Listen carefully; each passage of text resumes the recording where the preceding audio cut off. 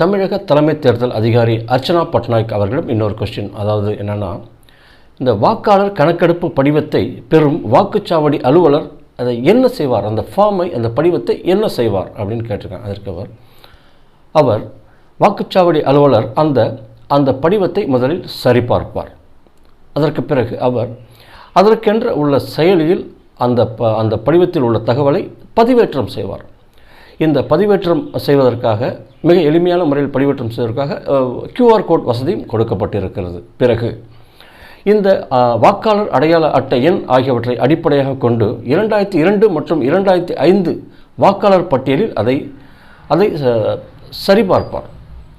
ஒருவேளை 2002, 2005 வாக்காளர் பட்டியலில் வாக்காளர் பதிவு செய்யவில்லை என்றால் அவர்கள் பெற்றோர்களின் வாக்காளர் அடையாள அட்டை எண் மூலம் ஆய்வு செய்து பட்டியலோடு இணைக்கப்படும் என்று தமிழக